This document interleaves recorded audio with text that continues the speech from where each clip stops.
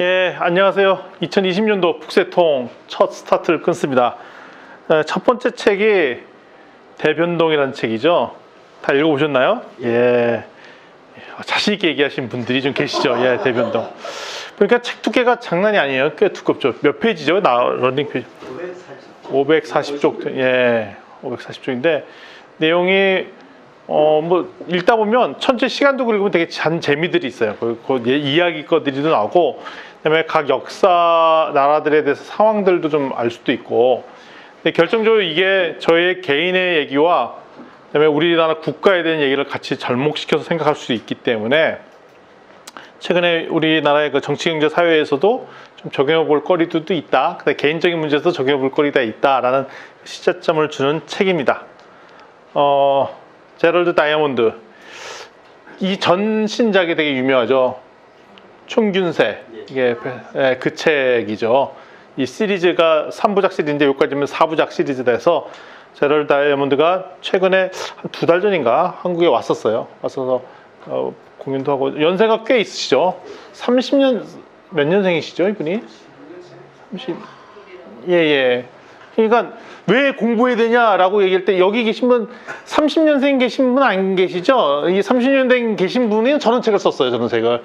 예, 은퇴를 하고도 한참 지났을 시원찮을 저 나이에 이제 다 연구를 하셔서 저렇게 연구를 썼고, 특별히 저분은 이제 한국에 팬이 많습니다. 그래서 오히려 미국에서보다 더 인기 있는 작가이자 교수인 분이 제럴드 다이아몬드고, 이분이 특별히 한국을 되게 좋아해서 한국은 되게 위대한 국가다. 교육과 특별히 한글에 대한 애찬을 많이 하시는 분이에요. 그래서 일단 이 책도 가지고 다니면 이제 뽀대가 납니다. 저거 다 어디 서울 가실 때나 이럴 때 차에 이렇게 딱 들고 다니시고 그러면 두툼하잖아요. 예, 벽에도 쓰기도 좋고, 또 좋은 점은 이때는 저 사람은 저 정도를 읽는 수준이구나라는 얘기를 합니다. 그래서 지금 조심해야죠. 이제 물어보거나 대화할 때는 이제 오늘 들었던 내용을 가지고 잘 이제 대화를 하시면 좋을 것 같습니다. 대변동이 시기라는 거예요. 지금 항상 대변동의 시기인데 이게 이제 위기로 다가오고, 이때 어떤 선택들을 해서 변화를 하느냐에 따라 이 국가나 개인이 성공하기도 하고 몰락을 하기도 하고, 이 수많은 상황이라는 거죠. 그러니까 어떻게 보면 계속 위기가 있다. 그러니까 위기가 없을 수 없어요. 최근에 이제 저희 이제 큰 딸이 이제 호주에 이제 유학 생활을 하다 보니까 가장 사람들이 우리나라에서 살기 좋아하고 가고 싶은 나라 1순위 들어가는 나라 중에 하나가 호주잖아요. 근데 지금 보면 호주가 지금 계속 언론에 나오고 있죠. 산불 때문에. 장난이 아니더라고요. 야, 그러면 이 전 세계에 어디 가야 좀 안전한 나라일까요? 어디일까요, 어디? 스위스 많이 듣고. 스위스? 예. 예, 이제 조심해야 돼. 그 얘기 나온 순간 갑자기 또 뭔 일이 생길지 몰라. 예, 이게 보니까 전 세계에 과연 그 안전이 100% 보장된 지역이라는 곳이 과연 있을까? 그러니까 계속 위기가 나오는데, 이때 우리가 할 수 있는 것은 위기를 인지하고 어떤 선택을 하고, 그다음에 어떤 변화를 추구해야 될지, 어떤 변화를 하지 않을지에 대한 얘기를 이 책이 담고 있습니다. 재밌는 책이죠. 그래서 이 얘기가 이제 우리나라 대한민국을 이제 처음에 모두에 잠깐 얘기를 하고 있어요. 1960년대에 대한민국에 대한 평가를 했는데, 대한민국이 그때 물가 수준, 그러니까 그 경제 수준이 가나, 필리핀, 대한민국이 비슷한 수준이었다는 거예요. 1960년대 초반만 하더라도. 그래서 그때 이분이 연세가 있으시니까 그 당시에 외교관과 그 경제학자랑 논의를 했대요. 어디가 성장할 것 같고 어디가 성장하지 못할 것인가. 그랬더니 대부분이 필리핀과 가나가 훨씬 나을 것이다, 한국은 못할 것이다 라고 얘기를 했다는 거예요. 그 이유는 뭐냐면, 일단은 필리핀, 가나는 거기 기후 조건이 좋기 때문에 가만히 누워만 있어도 뭐 바나나 떨어지고 하니까 먹고 사는데, 대한민국 가보니까 전쟁 직후라 아무것도 없고, 그래서 거기는 살 수도 없고 지질이 못 사니所以 대한민국은 가능성이 없다라고 얘기를 했던 걸 기억이 났다는 거예요. 근데 지금 60년이 지난 상황에 볼 때 필리핀과 가나는 거의 수준이 별 진배 없이 성장을 못하고 있고, 한국만 고도 성장을 했는데, 이 한국이 왜 고도 성장을 했는가 이렇게 살펴봤더니, 한국이 그동안 오랫동안 문화, 정치, 경제가 되게 탄탄하게 축적된 게 있었어요. 대표적으로 우리 뭐 조선시대나 고려시대 무슨 노론소론 다툼한다고 했지만, 그때 축적된 지식이 장난이 아니잖아요. 그 다음에 행정 시스템이라든가 이런 것들이 다 DNA에 놓아져 있고, 그 다음에 그때 흘렀던 법이나 제도들, 그리고 특별히 대한민국에는 문자가 있죠. 한글이란 문자 시스템이라는 게 있고, 그다음에 시장 경제 시스템들 이런 것들이 녹아져 있는 데다 잠시 외부적인 위기 때문에 혼란을 겪었지 그것이 안정화되고 투자가 들어오니 갑자기 성장을 하게 됐다. 그러니까 대한민국이 운 좋게 성장한 것이 아니라 그럴 만한 역량을 갖췄기 때문에 투자가 들어오니까 성장을 했지, 그런 기반이 없는 나라에 투자를 해버리면 성장한다 안 한다? 못한다. 그래서 충분히 대한민국은 그럴 수 있는 역량이 있던 나라다라고 얘기를 해줘요. 그러니까 그 얘기를 들으니까 외국인인데 이 한국에 대해서 너무 잘 깨고 있다는 생각이 있습니다. 그래서 특별히 그래서 우리 한글이란 시스템 이런 것들이 되게 대단한 제도이다라는 얘기를 하고 있습니다. 대변동, 아까 모두 했던 얘기를 잠깐 살펴보면 위기 선택 변화 이게 계속 왔다 갔다 하는데 계속 위기가 온다는 거죠. 2020년 많은 사람들이 예측을 해요. 예상을 해요. 2020년에 경제가 좋아질 것 같습니까? 아닙니까? 정치는 좀 나아질 것 같으세요? 아니세요? 북한과의 관계는 좋아질 것 같습니까? 아닙니까? 금융위기가 올 거라고 예상하는 사람도 있고 아닌 사람도 있고, 경제가 어떻게 될 것 같으세요? 이걸 물어보면 저도 이제 그걸 위해서 계속 모니터링 하거든요. 모든 경제학자나 이런 분들이 이 얘기가 다 달라요. 심지어 미국의 아주 유명한 학자에서부터 모든 유명한 학자들이 얘기한 것이 되게 낙관적으로 보시는 분들부터 아주 비관적으로 보는 분까지 아주 스펙트럼이 엄청나게 넓어요. 그래서 제가 하나 확실하게 알게 된 게 있어요. 뭐가 확실하다? 미래가 불확실하다는 것만 확실하다. 지난번에 말씀드렸잖아요. 뭐가 확실하다? 미래가 불확실하다는 게 확실하다. 그렇다는 얘기는 뭐냐면 수많은 돌발 사건이 터질 때 그때 어떻게 그 상황을 인지하고 어떤 의사결정을 내려서 변화할지 아닐지에 대해서 재빠르게 해줘야 되는데, 그러니까 한국 같은 경우에 그런 위기적인 상황들이 계속 낮을 때 이 국가가 전체 의기투합해서 토론하고 논의하고 해야 되는데 그것이 아니라 갈등 구조로 가면 되게 위험해질 가능성도 있다는 얘기를 하고 있습니다. 그래서 여기서는 특별히 무슨 단어를, 되게 중요한 단어가 뭐냐면 선택적 변화예요. 그러니까 선택적 변화라는 얘기는 뭐냐면 내가 어떤 영역을 변화시킬 것이고 어떤 영역은 그대로 놔둘 것인가. 그러니까 우리가 진주라는 요 도시도 있지만 진주가 도시 개발되고 막 도시재생사업돼서 좋아지는 것도 좋겠죠. 그렇지만 잘 보면 진주가 갖고 있는 서부 경남이 갖고 있는 좋은 것들도 있어요. 어떤 거는 그것을 계속 유지시켜야 될 것도 있다고요. 어떤 건 변화시켜야 될 것도 있다고요. 그래서 지혜로운 사람은 이거를 뭘 변화시키고 뭘 변화시키지 않을 것을 결정하는 것. 개인적으로 따지면 개인적 입장 살면서도 발전하기 위해서는 내가 갖고 있던 것 중에 내가 계속 유지될 것은 유지하고 변화시키서는 변하는 걸 결정하는 것. 근데 개인적인 차원에서는 내가 결정 내리면 되잖아요. 내가 의사결정 내리면. 근데 국가 이런 데서는 그것을 어떻게 결정해야 되냐? 국가에 있는 국민들이 다 같이 의기투합해서 토론하고 민주주의 제도라는 걸 일으켜서 서로 토론하면서 결정해서 우리는 이걸 변화합시다. 이건 변화하지 맙시다를 재빠르게 환경에 맞춰서 결정해 나가는 것이 되게 중요하고, 그런 측면에서 볼 때 독재라는 시스템이 되게 위험한 게, 독재는 재빠르게 결정해서 갈 수 있지만 그것이 한 사람이 내린 결정이기 때문에 그게 국민의 전체적으로 한 의사결정을 내려서 한 방향으로 나가기 되게 어렵더라. 그래서 여기서는 그 얘기가 계속 나오고 있어요. 중국이 지금 재빠르게 성장한 거는 맞지만 중국이 가장 갖고 있는 문제점은 뭐냐면 민주주의가 아니라는 거죠. 그러니까 독재적인 정책에 입안이 돼서 나가서 일방적으로 결정된 것이지 모든 국민의 합의와 투표와 이런 뜻에서 상향적으로 올라온 것이 아니기 때문에 중국이라는 나라가 한계점이 있다. 반면에 이제 미국 같은 경우는 민주주의 시스템을 가지고 있기 때문에 거기서 갖고 있는 수많은 역량들이 있더라. 그래서 결국은 이런 것들을 잘하기 위해서는 국민 전체적으로 합의하는 과정들. 그러니까 우리 대한민국도 재빠르게 우리 소위 말하는 민주주의 시스템들이 더 안착하는 과정들, 합의하고 토론하고 반대의 입장에 있는 사람과 토론해서 결정하고 이런 것들을 되게 잘하는 것들이 되게 중요하다는 것이죠. 그래서 중간중간에 내가 보면은 반대적인 입장을 갖고 있는 사람들이 투자하고 싸우는 거 되게 중요한데 결정적으로 뭘 해야 되냐?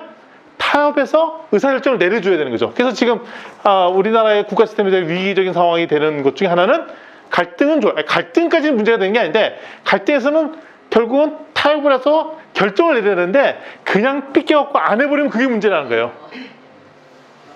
자기 의사결정을 광화문에서 얘기할 수도 있고 서초동에서 얘기할 수 있는 건 그건 맞아요. 근데 언젠가 중요한 포인트에서는 합의하고 토론해서 중간 지점을 찾든 제3의 길을 찾는 작업들이 돼야 되고, 정치인의 핵심적인 역할들이 그거를 연결해주는 작업들을 해줘야 되는데 그냥 계속 자기 의견을 밀어붙이는 작업들을 하면은 그게 위험하다라는 얘기도 계속 담겨져 있습니다. 위기는 뭐냐면 순간에 수많은 순간이 있는데 그때 순간 전과 순간 이후에 많은 변화가 예상되는 것, 그래서 확연히 달라질 거라고 예상되는 것. 환경이나 뭐가 확 달라지면 내가 의사결정 다를 일이 내려야 되잖아요. 근데 이거를 넋놓고 가만히 있으면 어떻게 되냐? 그 위기에 기회가 되는 것이 아니라 위기가 돼서 나를 몰락시킬 가능성이 있더라는 겁니다. 그래서 항상 위기는 기회랑 맞닿아 있더라.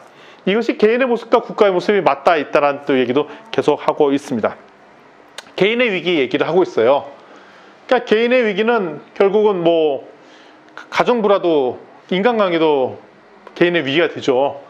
뭐 지인의 질병 또는 죽음 또는 경제적 위기. 그러니까 여러분들이 지금까지 살아오시면서 라이프 사이클을 보면은 우리 간혹가다 뭐 그런 인생 스토리를 이렇게 그래프로 그려보세요 하면 고점일 때 낮을 때 막 하잖아요. 그러면 이제 저점일 때 찍었을 때 보면은 이제 대부분 다 여기에 들어가죠. 인간관계. 아, 제가 청소년 때 왕따였어요. 그 밑에 가 있고. 아, 근데 여기에 제가 뭐 제 좋아하는 할머니가 요때 돌아가셨어요. 그때 낮아 있고. 근데 제가 대학을 갔네요. 높아져 있고. 아, 근데 첫 직장에 좋은 직장을 얻게 됐어요. 아, 좋았어요. 근데 5년 만에 그 회사가 부도났어요. 그럼 몰락. 뭐 이렇게 라이프 사이클을 걷잖아요. 그래서 대부분의 사람들이 여기에 들어가 있더라 이거죠. 뭐냐면 인간관계 문제가 생기든지 질병이나 죽음을 가까운 사람의 질병과 죽음을 맞는다든지 경제적 위기를 맞는지 이거를 맞는데 이것을 어떻게 해결하냐 이 12가지의 전략을 가지고 얘기를 한다는 것입니다. 첫 번째는 뭐냐면 내가 위기 상태라는 걸 인정하는 게 되게 중요하다는 거죠. 근데 대부분의 사람들이 자기가 위기인데 위기가 아니라고 생각할 때 위험해진다는 겁니다. 첫 번째 내가 위기인 거를 딱 인정하는 것. 두 번째 그리고 여기서 내가 어느 부분에 책임이 있다는 걸 수용하는 것. 그러니까 이거 내 탓이 아니라고 남의 탓 하거든요. 이거는 나는 잘했는데 나라가 못해서 아니 난 잘했는데 옆집 아저씨가 잘못해서 뭐 이렇게 얘기를 해버리면 한 개 칸도 끝도 없다는 거예요. 난 잘했는데 부모님이 날 제대로 안 교육시켜서 뭐 이런 문제가 생겼다라고 얘기하면 답이 더 안 풀린다는 거죠. 그래서 두 번째 당신의 책임이 무엇인지 인정하는 것. 그리고 울타리를 세우라는 뭐냐면 내가 이 중에 내가 해야 될 제도나 정책이 있죠. 행동 방침이 있어요. 이런 것을 굳건히 하는 것. 저는 특별히 올해 계획 중에 하나가 작년에 열심히 하던 다이어트 하반기 때 좀 쉬었잖아요. 자, 1월 1일부터 다시 시작했어요. 한 8주 프로젝트로 이렇게 딱 시작했어요. 그래서 요거 이런 몇 가지 것. 여러분들 올해는 뭘 좀 해보겠다 다짐하셨잖아요. 하신 거 있으시죠? 예, 그러니까 그런 것들. 그래서 나는 아침에 언제 기상을 하고 뭐 하고 중간에 뭐 술을 끊겠고 뭐 이런 얘기들을 하시잖아요. 이런 것들이 일종의 울타리를 세우는 거죠. 방침들을 세우고 앞으로 나는 어떻게 살겠다라고 결정하고 이 울타리를 세우고 그리고 이게 혼자 하기엔 되게 힘들고 꼭 다른 사람과 연결돼서 다른 사람의 지원을 받든지 경제적 도움을 받든지 아니면 어떤 시스템을 받든지 막 그래요. 저도 이제 다이어트하고 이거 지금 헬스할 때 어떻게 하냐면 혼자 안 합니다. 전국에 있는 온라인 네트워크로 연결돼 갖고 그 사람과 서로 아침에 뭐 이렇게 뭐 먹은지 식단 올리고 운동 뭐 했는지도 올리고 뭐 이렇게 연결돼 있는 사람도 있어요. 왜냐면 서로 지원을 받는 거죠. 예. 서로 엮게 되니까 이렇게 연결돼 있고 그러면서 잘 보면은 자기의 롤 모델이 될 만한 사람들이 있어요. 그냥 다른 문제 해결에 본보게 될 만한 사람을 찾아서 그 사람대로 내가 나랑 경우가 똑같네 비슷하네 나도 저 사람처럼 이렇게 해야지 그 사례를 찾고 그 다음에 여섯 번째가 자아 강도라는데 자아 강도가 일종의 멘탈이네 멘탈이 무너지지 않는 거. 그러니까 다이어트 하다가 한 번에 이게 멘탈이 무너지면 확 쓰러지고 그냥 뭐 먹고 그냥 끝나고 모임하는데 갑자기 우리 뭐 먹으러 가야지 하는데 확 무너지고 갑자기 옆에서 이제 술 과하게 하면 확 언제든지 유혹은 있습니다. 언제든지 있으죠. 예. 조만간 이런 멘탈이 무너지는 이런 부분들도 있겠고 그럴 때마다 정직하게 나를 계속 평가하는 자아평가 작업 그리고 과거에 내가 이런 비슷한 유사한 경험이 있는데 이거를 극복한 경험이 있으면 그거를 가지고 다시 활용하고 이걸 어떻게 해야 되냐? 버티는 수밖에 없다. 인내, 참고 그 다음에 이거를 융통성 있게 유연한 성격을 가지고 있으며 그러면 내가 인생의 핵심 가치를 딱 정해놓고 앞으로 내가 왜 다이어트라고 뭐 이거 해야 되는 것은 내가 이걸 지향하는 핵심 가치가 있기 때문에 이걸 한다 라는 것들을 세팅해놓고 그러면서 추진해 나가면 된다라는 것이 이 다이아몬드가 이제 개인의 문제도 이렇게 푸는데 근데 이 얘기를 왜 하느냐? 이 개인의 문제가 국가의 문제가 너무 똑같다는 얘기예요. 국가도 이렇게 하면 된다는 거예요. 그래서 이 책에서는 좋은 장점이 본인이 개인적으로 학창 시절 때 공부에 위기가 있었고 이럴 때를 이런 사례를 들면서 풀어나가는 부분이 책 첫 앞장 챕터에 나와 있거든요. 그거 되게 재밌잖아요. 그래서 인생이 한번 꼬일 뻔했는데 이런 과정들을 거쳐서 다시 회복해서 이제는 전 세계적으로 유명한 석학이 된 케이스를 이 책의 사례로 나와 있습니다. 그래서 여러분들도 이렇게 인생을 설계를 하시면 좋을 것 같습니다. 본격적인 국가의 위기 얘기를 합니다. 아까 했던 거랑 다 똑같아요. 몇 가지만 다릅니다.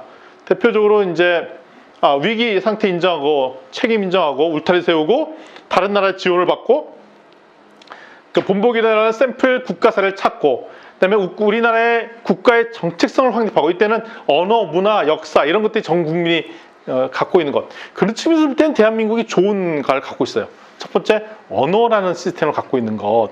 그다음에 한 민족이라는 독특한 정체성을 갖고 있는 것. 우리는 어떤 민족이냐? 뭐 배달의 민족이다 이런 이 역사와 전통 자랑하잖아요. 그래서 보면 중국에만 하더라도 민족이 여러 개가 계속 섞이고 흘리고 우리가 옛날에 우리를 맨날 골랐던 말갈족, 뭐 만족 이런 쪽은 지금 거의 흔적을 잘 찾아보기가 쉽지 않죠. 근데 대한민국은 반만 년 사는 동안에 중간에 여기다 위치에 딱 껴가지고 정체성을 유지하는데 잘 보시면 이게 지정학적 위치도 되게 좋은 것 같아요. 이게 우리가 여기 안 있고 한 저기 몽골이나 요 정도 위치에 있었으면 여기서 후처진하고 저기서 후처진하고 막 그러다 보면 완전히 와해가 됐을 가능성도 있는데 그걸 되게 유지하기 되게 어려웠을 건데 유지하고 있었던 시스템을 갖고 있죠. 그러면서 계속 우리에 대해 자국에 대한 평가와 국민적 합의, 그다음에 과거 국민들이 성공한 위기 그 경험들, 그다음에 실패에 대처하는 태도들, 인내죠, 인내.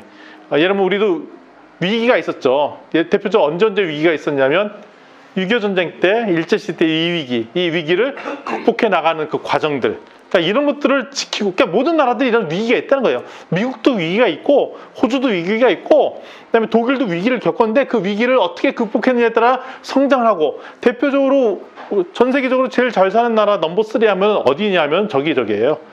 미국, 독일, 일본이에요. 근데 미국은 열애를 하고 독일, 일본 같은 경우에는 1차 세계대전, 2차 세계대전이라는 큰 위기가 있어서 거기 독일과 일본은 몰락을 했었어야 되는데 그거를 딛고 넘버 2, 넘버 3가 됐잖아요. 넘버 2는 독일이고 넘버 3는 지금 일본이니까. 따라서 이 실패를 어떻게 버티면서 이겨내느냐 뭐 이런 것들이 되게 중요하다는 얘기를 하고 있고 이럴 때 적절하게 국민이 갖고 있는 이제 유연성 근데 국가의 지향하는 핵심 가치 그러니까 우리나라 같은 경우에는 뭘 지향한다라든지 그러니까 우리나라 가족가다 이런 얘기 했잖아요. 유튜브에 나오잖아요. 한국 가면 되게 치안도 되게 유지가 돼 있고 사람들이 되게 어디 물건을 놔둬도 진짜 안전해. 그래서 이런 거예요. 카페에다가 뭐 스마트폰 두고 나가도 안 훔쳐가는 거 갖고 유튜브로 찍어서 올리고 그런 거 보셨죠? 네, 그 당연한 거잖아요. 그러니까 저는 이제 해외여행을 자주 가봐서 하는데 그는 생각지도 못할 일. 왜냐면 제가 어디 가보면 꼭 뭐 배낭은 앞에다 메고 속에다 넣어야 되고 근데 그게 어느 나라냐 제3국만 그런 게 아니라 유럽같이 역사 전통을 잘하는 나라에서도 되게 위험한 행동이라는 거예요. 이게 소매치기 엄청나게 많고 그 외에 보면 우리나라가 갖고 있는 되게 선한 가치들이 살아있어요. 지금까지도. 네. 근데 어떤 나라들은 종교로서 묶인 나라들도 있고 그다음에 지리적 위치와 리더, 군사력, 정치력 이런 것들이 되게 중요한데 그런 걸 보면 우리나라가 대한민국이 진짜 한반도라는 위치에 딱 있었기 때문에 어떻게 보면 우리가 중국, 소련, 일본 이런 데에 치이기도 했지만 이게 정체성을 잘 유지할 수 있는 좋은 위치에 있었던 것이 아닌가. 그 좋은 위치 중에 가장 좋은 위치가 또 어디죠? 진주죠, 진주. 진주 있잖아, 진주. 잘 안 들립니다. 예. 지금 이상해서 이야기해도 됩니까? 예? 한마디만. 예, 나중에 유튜브 녹화 다 들어갈 거예요. 나중에 진행되면 나중에 다 해주시죠. 예. 그래서 나중에 핀란드 같은 경우에도 이제 위기 해결을 책임 수용, 울타리 세우기 뭐 이런 것들을 잘했는데 핀란드가 오른쪽에 강력한 소련, 러시아가 있어요. 그래서 그 옆에 있는 모든 국가들이 다 점령당했는데 유일하게 핀란드만 점령을 안 당하고 버티고 했어요. 근데 이 제1차 세계대전, 제2차 세계대전 때 어찌도 고생을 했었어요. 했는데도 버텼는데 어떻게 보면 핀란드라는 국가가 우리나라랑 너무나 비슷한 거예요. 독특한 언어가 있고, 그다음에 독특한 문화성이 있고, 그다음에 그 소위 말하는 주변의 강대국에서 낀 위치에 있고, 그리고 우방이라 생각했던 뭐 영국이나 이런 데 돈 주겠다고 결국 결정 중요할 때는 안 도와주고 뭐 이런 걸 했었어요. 근데 이 나라가 어떻게 해서 버티냐면, 물론 중간에 막 국민들을 다 어떻게 뭐 죽임도 당하고 학대도 당하면서 그러면서 버티면서 뭘 했냐면, 옆에 소련이 강대국이니까 소련에 대해서 이해를 하려고 엄청나게 공부를 많이 했어요. 이 국민 자체가. 왜냐하면 동맹국의 지원을 받을 수 없기 때문에. 그래서 압박을 펴려고 전쟁의 피해를 엄청나게 받았죠. 그럼에도 불구하고 소련을 버티고 나중에 전쟁을 일으킨 거 뭐 힘들게 했죠. 그래서 여기네가 어떻게 하면 선택적 변화를 했는데, 여기는 어떻게 했느냐, 자본주의, 자유주의 국가잖아요. 자유주의 국가인데 소련을 존중해서 소련식에 가까운 자유주의 국가를 구축해 나갔어요. 그러면서 이제 파트너로 소련을 계속 얘기 듣고. 그러니까 어떻게 보면 자유주의 국가인데 약간은 사회주의성 성격이 강한 여러 가지 표현의 자유도 제약도 하고 막 이런 작업도 하고, 근데 소련을 이해하려는, 왜냐면 그 중간에 낀 나라로서 그걸 유지하려니까 그랬다는 거예요. 우리는 자유민주주의 국가이기 때문에 소련이랑 우리 적대 국가입니다 라고 했으면 어떻게 되냐? 네, 없어질 수 있었다는 거예요. 그래서 버티면서. 그래가 여기는 독특한 핀란드라는 독특한 자기네 언어도 있고, 그러니까 여기는 외줄타기 외고, 그러면서 서구 사회랑도 좋은 관계, 그다음에 소련과도 좋은 관계를 유지하려고 계속 지혜로운데, 이런 외줄타기를 하려고 리더십을 했던 사람들이 잘 있었고, 그러면서 이 리더십들이 핵심적으로 국민 전체적으로 전반적인 교육 수준을 강화시키는 노력들을 해갖고, 우리는 탁월한 1인을 만든 게 아니라 탁월한 국민, 전체 국민 수준이 높아지도록 하자라는 것을 유도했고, 그게 국민적 합의가 이끌어서 지금 핀란드 같은 경우에는 몰락할 수 있는 여러 가지 조건에 있었음에도 불구하고 북유럽에서 또 가장 잘 사는 국가가 되었다는 거예요. 그래서 수많은 위기에 선택적 변화를 해서 성공했다는 게 이제 핀란드 케이스고요. 일본은 과거에 엄청나게 지지를 못 살고, 그다음에 내부 전쟁하고 막 그랬을 때 왜 서구에서 계속 두들겼어요. 두들겼던 게 뭐냐면, 사실 일본이 목표가 아니라 중국에 들어가기 위해서 그 교두보로 일본을 계속 두들겨고 들어갔는데, 보니까 일본의 입장에서 볼 때니까 이제 서구의 그 전쟁 시스템인 걸 보니까 이게 만만치 않다는 것을 인지했어요. 개방 요구를 듣고 어떻게 할까 고민하다가, 당장 저항하고 왜군을 추천할 것인가, 아니면 일본이 더 강할 때까지 기다릴 것인가, 요거의 의사결정 중에 후자 쪽을 택했죠. 우리가 지금 저항하고 하면은 결국 우리가 당할 수밖에 없다. 우리가 힘이 약하니 수구리. 그러니까 일본 사람들의 특징 중에 하나인 것 같아요. 항상 강력한 적이 나타나면 수구려요. 근데 그거를 전에 보면 지금도 그러잖아요. 일본 그 수상이 너무 미국한테 엎드린 거 아니냐. 근데 그게 어떻게 보면 일본 입장은 지혜로운 거예요. 왜냐하면 일본이라는 국가 시스템이 무너질 수도 있는데, 지금 같을 때 지금 다 중국도 싫어하고 우리나라도 싫어하는데, 그럼 어떻게 해? 얘네들은 철저히 이게 붙자 이거예요. 그게 나쁜 전략이 아니라는 거죠. 왜냐면 니네 이렇게 간도 없고 쓸개도 없냐, 지금 국가가 살아야 되느냐 말느냐 입장에서 볼 때는 그런 의사결정을 내렸다는 거죠. 그래서 1870년대부터 이제 서구문명을 본격적으로 들이기로 했는데, 한번 열자고 하니까 엄청나게 본격적으로 열어서 벌써 머리도 다 서구식으로 바꾸고, 애들 대거 외국으로 유학 보내서 서구 문명을 바짝 받아들이도록. 그래서 한 20-30년 사이에 서구 문명들을 엄청나게 확 받아들였어요. 근데 재미나는 거는 여기서도 선택적 변화를 해갖고, 경제 시스템 이런 것들은 서구 문명을 다 받아들였는데, 핵심 가치, 황제라는 시스템이라든지 유교적 도덕관이라든지 효도, 민족의 통일성, 그 다음에 일본의 전통 문화 있잖아요. 그거는 지금까지도 남아있잖아요. 그거 영역은 건들지 마라. 우리는 요거는 바꾸겠다. 따라서 예를 들면 헌법과 육군은 독일에서 배우고, 해군 시스템은 영국 걸 받아오고, 민법은 프랑스, 교육은 미국 시스템. 근데 미국에서 교육을 받았는데 영어를 그렇게 못해. 자기네 거로 바꾸는. 그러니까 일본 사람들이 받으면, 근데 그게 좋은 장점이 있었어요. 왜 장점이냐? 이걸 다 받았잖아요. 받았는데 그를 일본어 한 거예요, 다들. 정통적으로. 그러니까 그런 영향이 있는 거죠. 자기네 걸로 바꿔버리는 거. 이런 영향. 그래서 변하지 않는 것. 왜냐면 그런 건 안 바꿔. 왜냐면 미국 사람 좀 빠다발란 목소리로 미국 사람 바꿀 수도 있었어요. 그러면 어떻게 보면 일본이라는 정체성이 사라질 수도 있다라는 그 얘기를 하는 거예요. 그래서 계속 끈기 있게 기다리면서 힘을 축적하고 있다가 결정적인 순간 언제냐? 1894년에 힘이 되자 이제 우리가 힘이 쳐졌네? 그래서 한국과 중국을 점령하고 근데 좀 더 버티고 하다가 보니까 욕심이 더 커졌어?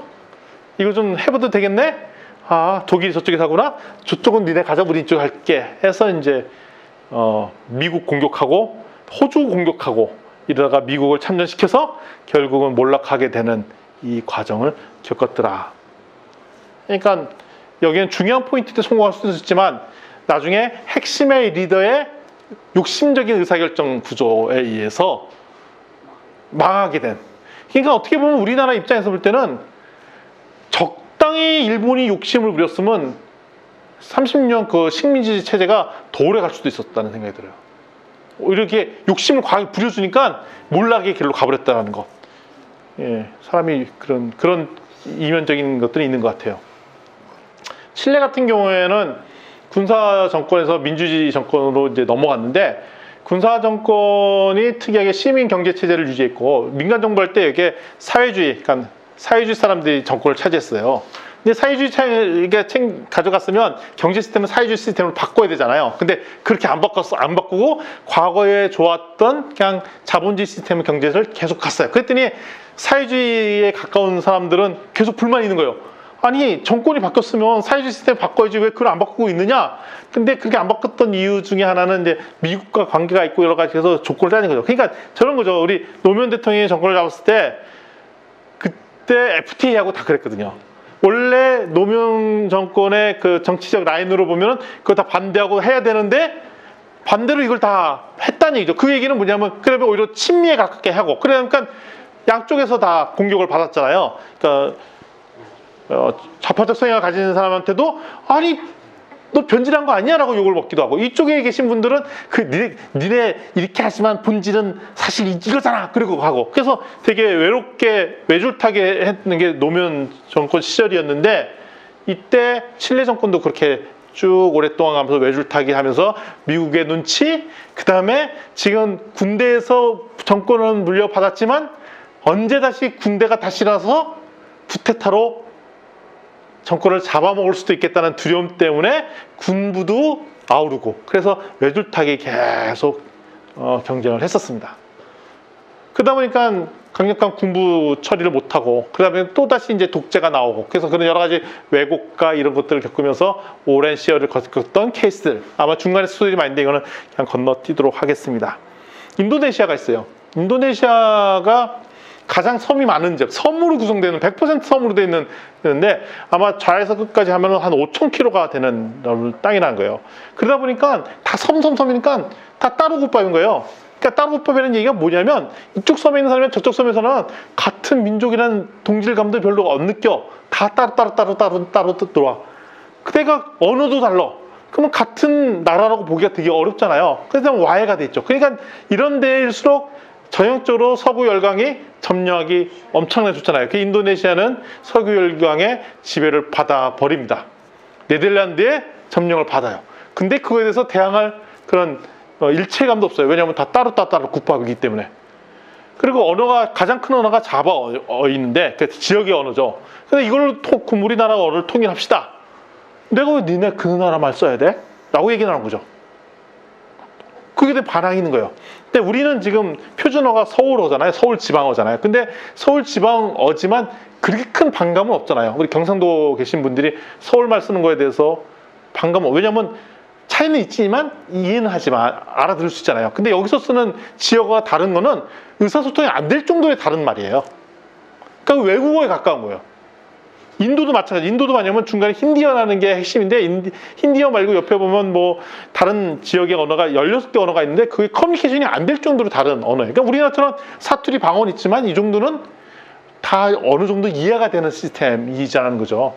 그래서 결국은 무역을 하기 위해서 만들었던 인도네시아 바사 인도네시아라는 언어가 있었는데 그거를 만들어서 무역 언어를 써서 했죠. 겨우 통일한 거죠. 그래서 처음에는 독립을 했어요.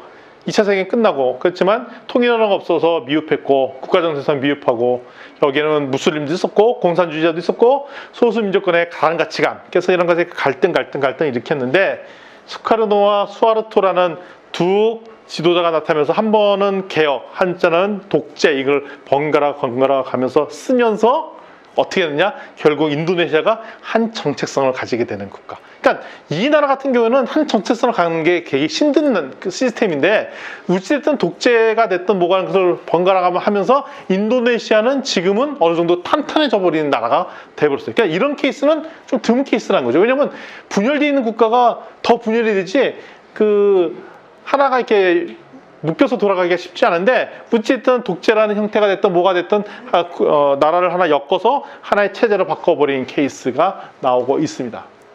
독일이 있습니다. 독일은 두 번의 전쟁을 치렀어요. 선택적 변화의 좋은 사례인데 외국의 좋은 걸 다 받아들였죠. 그렇지만 핵심적으로 받아들이지 않은 것도 있습니다. 종교, 철학, 우리 독일 철학 있잖아요. 그런 것들은 시스템 그대로 유지하고 문화, 예술 이런 걸 계속 가지고 있었어요. 그리고 독일이라는 땅이 그 좌우가 완전히 열린 땅이기 때문에 이 나라 왔다 저 나라 왔다 옆에 폴란드랑 독일 같은 국경도 사실은 없고 막 이러기 때문에 국가 시스템의 유지하기가 되게 어려운 국가라 항상 전쟁에 치를 수밖에 없는 시스템인데 거기에 철저히 자기 반성하는 체제로 특별히 1차 세계대전 끝나고 나서는 옆에서 하도 많은 보상금을 달라는 요구 때문에 결국 제2차 세계대전이 일어났잖아요.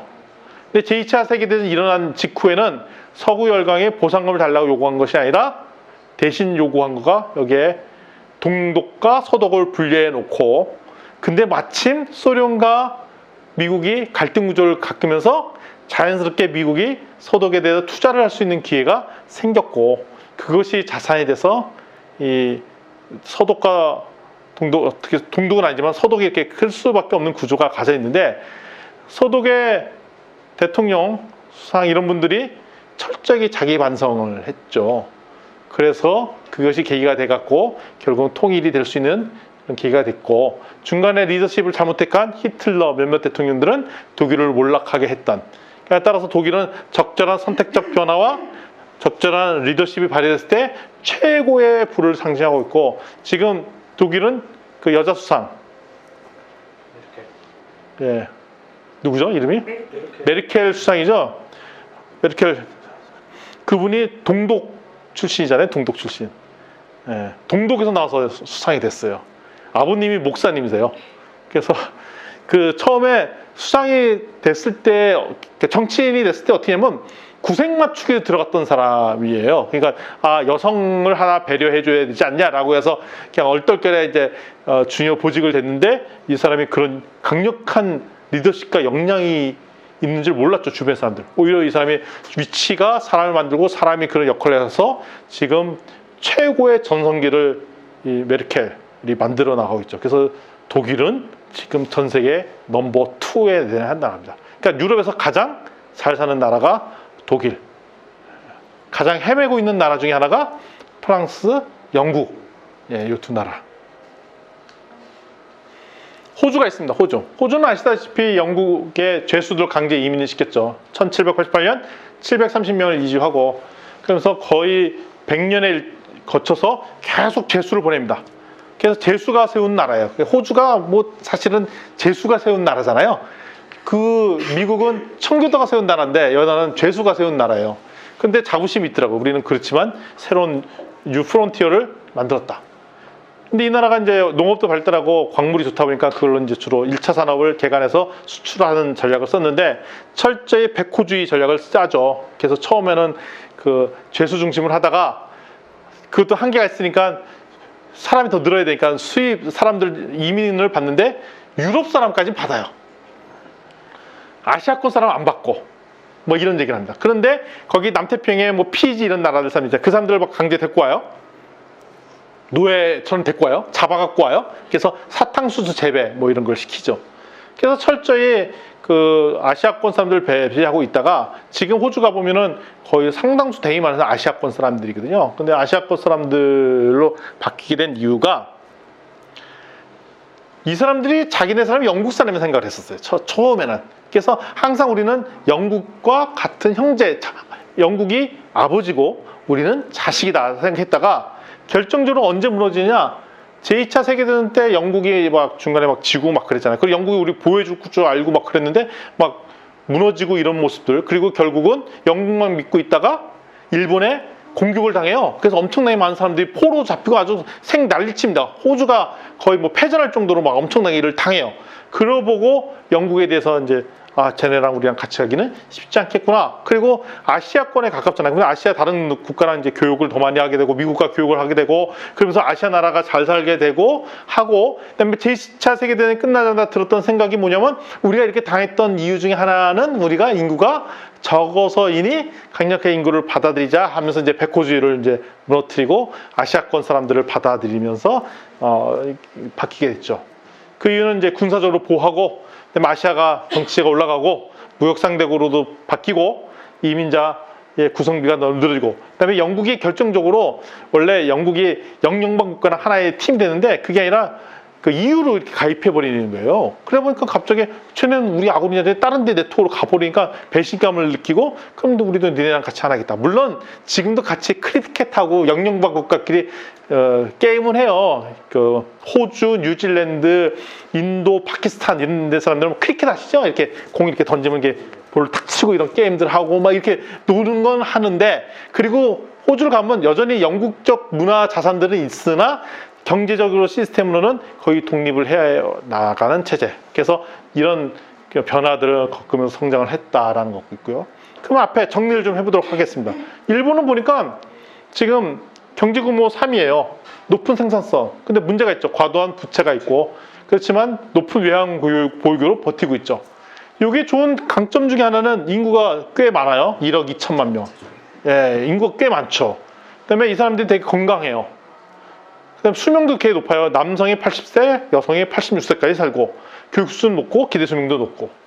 그다음에 문화적으로 민족적 동질성도 있고 그다음에 대부분의 쾌적하고 안전한 도시. 물론 지금 핵 때문에 문제가 있긴 하지만 전반적으로 일본은 되게 쾌적. 거기는 미세먼지도 주로 없어요. 제가 지도를 보니까 우리나라 한국에 미세먼지가 극심할 때도 거기는 미세먼지가 별로 없더라고요. 그 정도로 핵만 아니면 거기는 참 되게 좋은 상황이고 그다음에 온대성 기후라 뭐 비교적 괜찮고. 두 가지가 있군요. 핵, 태풍, 지진. 요 아주 3대 시리즈 때문에 고생을 하고 있는 나라죠. 높은 국가 부채가 문제인데 근데 이 부채 채권자가 상당수가 일본 국민과 기업이에요. 그러니까 채권을 국민이 사간 거죠. 그래서 버티고 있어요. 낮은 이자율로. 근데 여기에 문제가 있어요. 문화적으로는 보수적이잖아요. 그래서 남녀 차별 여전히 존재 많이 하고 그러니까 여성에 대한 사회적 인지도나 대우가 되게 낮아요. 그러니까 우리 한국보다 더 낮아서, 그러니까 소위 유리장벽. 우리 한국도 얼마 전에 82년 김지영 뭐 영화도 있었지만 일본은 그보다 더 심각하게 일본에 대한 그러니까 여성에 대한 그게 사회적 지위가 낮은 위치에 있고 또 일본에서 이제 생활하기 어려우니까 출산율 점점 낮아 있고 고령화가 심각해진 이런 시리즈 문제가 있고요. 폐쇄적인 이민 정책을 사용하고 있습니다. 그런데 이게 가장 큰 핸디캡 중에 하나는 중국과 한국이랑 이제 소위 말하는 팀이 돼서 같이 협력해서 되는데 항상 중국과 한국에 대해서 소위 말하는 긴장 관계를 유지하고 있어요. 긴장 관계를 안 하는 핵심은 뭐냐면 철저히 과거 사죄를 안 했다는 거죠. 독일은 과거 사죄를 철저히 하고 심지어는 그 리더십이 이스라엘 가서도 그걸 사람들 죽인 거에 대해서 철저히 좀 회개하고 뭐 이런 모습을 보여주는데 여긴 그거 안 하거든요. 그리고 이런 얘기 하잖아요. 젊은 사람들이 물어보면 2차 세계대전 이후의 전쟁 상황들 내용들 잘 몰라요. 그래서 우리도 마찬가지로 피해를 받았다 이렇게만 교육을 받는 거예요. 뭐냐면 핵폭탄이 두 군데서 터졌잖아요. 그래서 우리도 사실 피해를 받았다. 근데 한 거는 안 가르치고 피해 받은 것만 가르친다는 거죠. 그래서 사죄 안 하고 그러면 무슨 문제가 있냐고 저자가 얘기하면 그게 문제가 될 수 있는 여지가 있는 게 뭐냐면 과거에 잘못한 것을 사죄 안 하면 다음에 또 할 수 있다는 거야. 그게 위험하다는 거죠. 그렇다는 얘기는 중국이나 한국 입장에서부터는 원래 일본이 그런 의도가 아니었음에도 불구하고 뭐 하나 하더라도 우리는 니네 의도가 있는 거 아니야? 그런 의도 아니라니까 못 믿는 거예요. 근데 왜 사죄 안 해? 아이 그 옛날에 다 그 60년대 박통 때 다 이거 해준 거 아니야? 그걸 왜 또 자꾸 하냐? 그때 준 거는 준지 모르지만 우리는 아직 제대로 사과 안 받은 것 같은데 그게 남아 있는 거죠. 그러면 결국 이게 계속 짐이 돼서 이 저자 얘기로는 결국 일본이 성장하는데 이게 발목을 잡을 거라는 거죠. 그러니까 일본을 위해서라도 이분은 미국 사람도 되겠다. 일본을 위해서라도 이거 철저히 잘못했다고 하고 보상해주고 할 거 다 하라는 얘기예요. 빚잔치 하라는 얘기예요. 그래야 일본이 성장할 수 있다는 거예요. 그러니까 중국과 한국과의 관계를 개선을 해야 되는데 그 개선 못하면 일본이 한계가 있다라고 딱 단언을 합니다. 그러면서 항상 근데 그런 심리가 왜냐면 일본이 계속 외져 있고 그다음에 항상 뭐 그 고립되어 있으니까 자원이나 외부에서 이렇게 자꾸 이렇게 뭔가 챙겨가려는 습성이 강해서 그 1900년대 초반에는 외국에 침략하려는 습성을 계속 가졌지만 지금은 어떻게 하느냐? 돈을 가지고 외국의 자원들을 막 무작위로 사들여서 소위 말하는 너무 많이 뭐 고래 이런 걸 잡았어도 문제고 너무 많이 외국의 자원들을 막 땡겨서 낭비하게끔 하고 근데 그게 왜 그런가 봤더니 저자의 말로는 그 옛날에 무작위적으로 자기 나라 국가를 위해서 다른 나라를 막 빼들어가서 하는 그거가 여전히 습성이 남아있더라. 그래갖고 일본이 그러잖아요. 핵 폐기물 같은 거, 쓰레기 같은 거 외국에 팔잖아요. 그럼 이렇게 물으면 아니 니네가 딴 데 팔면 그 나라는 어떻게 되느냐? 그건 난 잘 모르겠고 난 돈 주고 팔았다. 아 그걸 없앴어야지. 그건 난 모르겠고 난 팔았다. 이렇게 얘기를 해버린다는 거예요. 그러면서 철저히 자기 중심으로만 생각하는 그 마인드셋을 갖고 있는 거가 이제 한계점으로 이제 드러나죠. 그러려면 한계가 있다. 왜냐하면 아주 큰 강대국이 되기 위해서는 그런 마인드셋에는 한계가 있다는 것을 알고 있어. 그런 권면을 해준다. 이 문제 풀어야 된다 반드시. 미국은 어떠냐? 미국 잘하고 있잖아요. 비옥한 토지에 큰 땅, 그 다음에 뭐 기후도 좋고 지리적 조건도 좋고, 그다음에 미국은 공격하기도 쉽지 않아. 태평양 대서양을 건너가서 공격해. 그래서 미국 본토가 이렇게 침략받은 적은 진짜로 몇백 년 만에 지난번에 그 빈라덴과 그 9.11 테러가 처음이에요. 본토가 지배받아서 공격하는 것은 처음에 아마 독립전쟁 때 영국군이 넘어와서 뭐 이렇게 싸우고 한 거 이래로 처음이에요.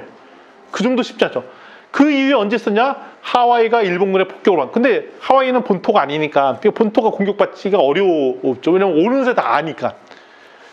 그래서 근데 여기가 갖고 있는 최고의 장점 중에 하나는 민주주의 체제가 230년을 갖고 있던, 그러니까 그 사이에 독재가 없었고 230년 동안 통치를 했었고, 근데 반면에 중국은 2000년 넘게 독재 시스템을 갖고 있고, 지금 막 민주주의 한다고 해도 민주주의 잘 안 되잖아요. 지금 시진핑이 강력하게 탄압을 하고 있잖아요. 그러니까 여기에는 결국은 니네가 한계가 있다라는 얘기를 하고 있습니다. 그러면서 사회 이동성이 높다. 왜냐하면 능력만 있으면 최고 탑이 될 수 있는 그런 시스템을 갖고 있다는 것이 좋은 장점인데, 문제는 뭐냐면 정치적 양극화가 가속되고 있다는 거예요. 옛날에는 민주주의 한다고 타협을 했는데 최근에 들어서는 미국도 타협이 잘 안 된대요. 싸우고 포기하고 야, 너 잘났다 그러고 도망가고 막 이런 일들이 자꾸 생긴대요. 그래서 왜 그런가 봤더니 높은 선거 비용이 원인이 있더라. 그러니까 선거 비용이 높다는 얘기는 뭐냐면 비용이 많이 들어가니까 반드시 정책 기부자가 있어야 돼요. 근데 정책 기부자라면 돈을 받아야 되잖아요. 그러면 누구한테 받아요? 기업인한테 받아요. 그 기업인이 돈을 준 이유는 왜 줘요? 정책적으로 풀어달라는 거 있잖아요. 그럼 예를 들면 이런 거죠. 나는 총기 이 문제는 반대해. 근데 자기가 총기 회사한테 돈을 받았어. 그러면 토론할 때 나도 솔직히 말하면 총기가 우리나라 문제에 있다고 알매도 불구하고 돈 받는 게 있기 때문에 기승전 총기 반대 안 돼라고 얘기할 거냐. 그럼 토론이 돼 안 돼?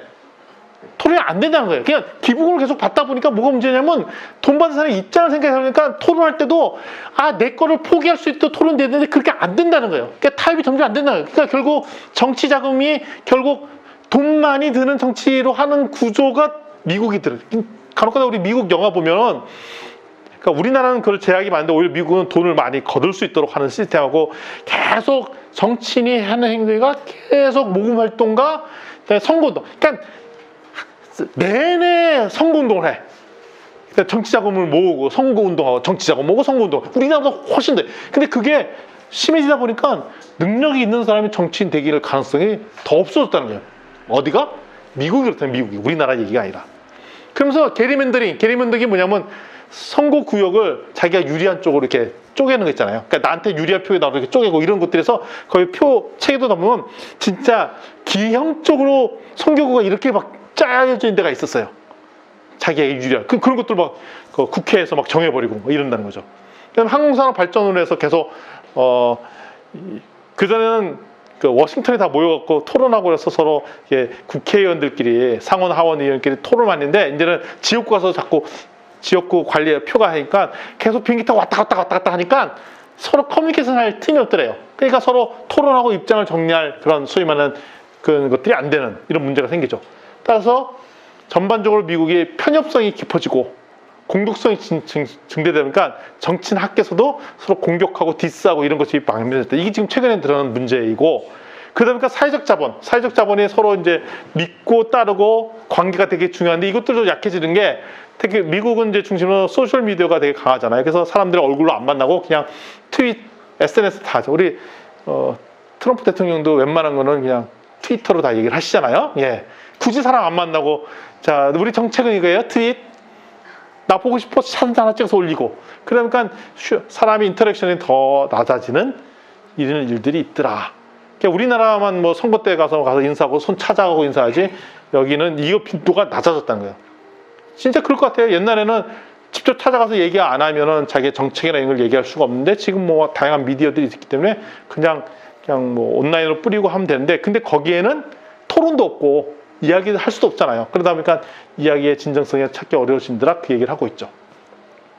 그리고 선거제도가 점점 복잡해져 갖고 무관심자가 늘고 있다는 거죠. 근데 무관심자가 느는데 투표율이 점점 낮아지는데 주로 누가 투표율이 낮은가 보다 저소득층이 투표율이 낮아진다는 거예요. 그러면 결국 정책이 고소득층을 위한 정책들을 점점 만들어지는 게 미국이라는 거죠. 지금 저소득층의 정책이 지금 안 만들어져 있고 그리고 전반적으로 부익부 빈익빈 현상이 깊어져서 과거에는 능력만 있으면 탑도 될 수 있다는 게 미국인데 지금은 돈 없으면 탑 못 돼가 미국이 돼버렸다는 거죠. 그러니까 미국이 불평등이 엄청나게 심각해 됐어요. 그러니까 레이건 대통령 이후에 신자본주의 들어온 이후에 미국이 최고로 잘한다 하지만 경쟁이 치열해졌지 소위 말하는 불평등을 해소한 구조가 아니로 갔다는 얘기예요. 그래서 그나마 희망은 뭐냐면 성공적인 벤처기업들이 미국에서 나오고 뭐 아시다시피 테슬라라든지 뭐 에어비앤비라든지 전 세계를 좌지우지할 그런 벤처기업들이 계속 나오는 것, 그 다음에 어쨌든 연구 웰비가 많이 투자한다는 건 좋은 장점인데 미국에서 세금을 조금 걷다 보니까 문제가 이제 세금이 가장 많이 드는 게 군사비, 교도비, 보건비거든요. 이거는 문제가 날 때 대비잖아요. 사람을 좋게 하는 거예요. 군사비 했다고 사람이 좋아지는 거 아니잖아요.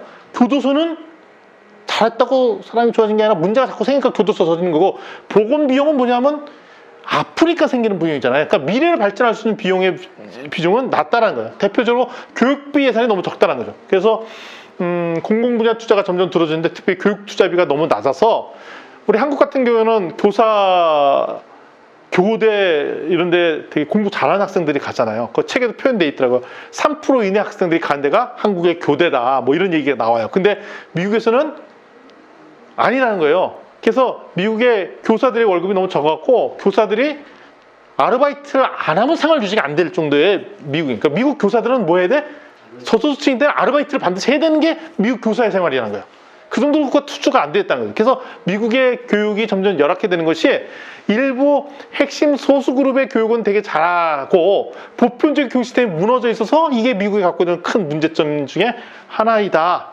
이 중에 이유 중에 하나는 세금도 낮고 교육에 대한 그럴 수밖에 없는 게 그 교육 예산 정하는 거 결국 누가 정해요? 국회의원들이 정하잖아요. 그러면 교육과 관련돼서는 로비가 안 하잖아요. 그럼 요새 예산도 줄여갖고 자꾸 군사비 이런 데 자꾸 준다는 얘기는 여기에 큰 빅플레이어가 있어서 여기에 계속 돈을 넣는다는 얘기죠. 그러니까 다 연결고리가 있는 거예요. 그러니까 미국이 돈 때문에 망할 가능성이 있더라는 얘기를 하고 있는 거예요.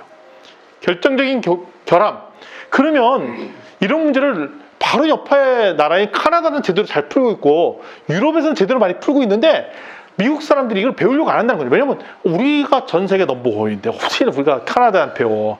우리가 어떻게 유럽한테 배울 게 뭐가 있어? 라고 안 배운다는 거예요. 아니 유럽에서 캐나다에서 잘 하고 있는데 이걸 배워야 된다. 그래서 이런 것들 대안을 좀 얘기했고요.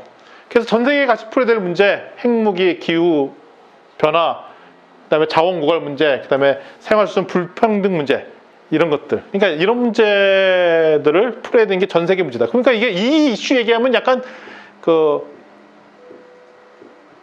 진보 측 사람들이 주장하는 거잖아요. 근데 미국의 학자가 이게 같이 풀어야 되는 문제라고 얘기를 하고 있어요. 그래서 이거는 진보 측뿐만 아니라 보수 측에서도 여기에 대한 답을 잘 넣어야 되는데, 자원 얘기하면은 무조건 기승전 핵 얘기만 하고 뭐 근데 대체 에너지 다양한 이슈들을 책에 다 적시했는데 그걸 얘기 안 하고 있습니다. 정리하는데 정리만 3페이지입니다. 여기. 아까 했던 그 얘기예요. 위기 인정하라고 했죠. 그래서 문제를 정확하게 국가 문제를 바라보는 거 되게 중요하다는 거고, 이때 국민의 폭넓은 합의에 태서 우리가 문제를 같이 인지하는 것, 국민 전체가 같은 합의점을 봐서 문제를 바라보도록 하는 것, 이거 되게 중요하고요. 그러다 보니까 일본과 미국이 되게 위기라는 얘기를 하는 거예요. 일본은 어떻게 했냐? 과거 사죄 안 하고 있지 않냐.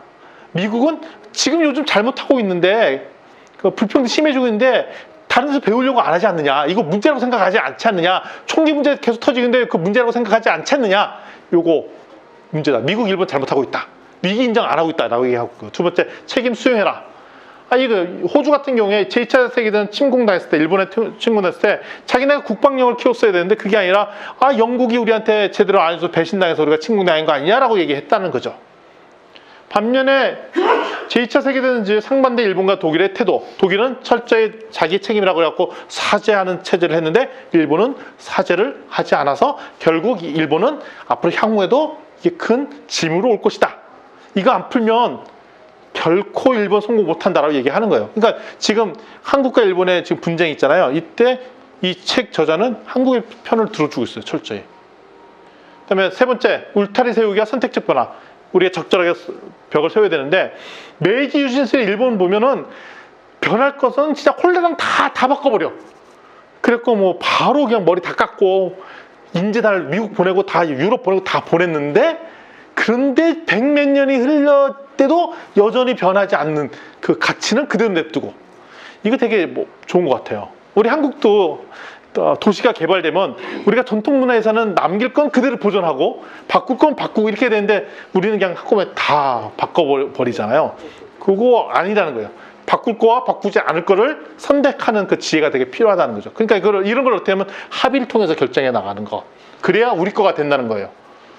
그 다음에 네 번째, 다른 나라에서 지원을 받. 그러니까 우리가 다른 나라한테 지원받는 건 자존심 상인데, 부족할 게 계속 다른 나라 지원을 받으면 그게 커진다는 거예요. 독일, 일본이 전쟁 직후에 다른 나라의 지원을 받아서 엄청나게 컸고, 1차 세계대전 끝났을 때는 독일이 다른 나라의 지원을 받은 게 아니라 오히려 보상금을 준다고 몰락을 해버려갖고, 그래서 다시 2차 세계대전을 일으킬 수밖에 없는 거가 됐으니, 철저히 위기 상황일 때는 돈을 받아야 된 거죠. 우리가 전에 금융위기 있을 때 지금 뭐 그때 외부에 지원을 받았잖아요. 이렇게라도 가야 된다는 얘기를 하고 있습니다. 그러면서 본보기가 되는 샘플 나라, 다른 나라 국가를 이렇게 선별하는 것. 칠레나 인도네시아 같은 미국식 시장 경제에 쫓아 있고요. 오스트리아는 오히려 반대로 영국 버리기 작업을 했고, 제가 네팔 지난 2월 달에 한 달 동안 그 농민들 대상으로 강의하고 왔잖아요. 근데 거기에 뭐냐면 한국의 그 소위 말하는 새마을 운동을 배우고 싶어 하더라고요.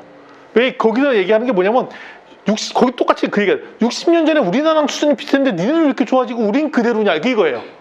그래서 배우고 싶다, 한국에 어떻게 잘하는지. 그래서 저희가 한 달 동안 가서 교육을 하고 왔거든요. 예, 그거. 그래서 미국의 교만한 태도 버려야 된다. 캐나다, 유럽에서 배워야 된다. 그다음에 국가 정체성을 확고하는 거 되게 중요하다는 거. 한국가가 갖고 있는 한민족의 정체성을 갖고 있는 것. 그래서 우리 대한민국도 지금 한류, 한국만의 독특한 색깔, 그다음에 한글, 이런 거 되게 좋은 문화라는 거죠. 지역 문화도 마찬가지고.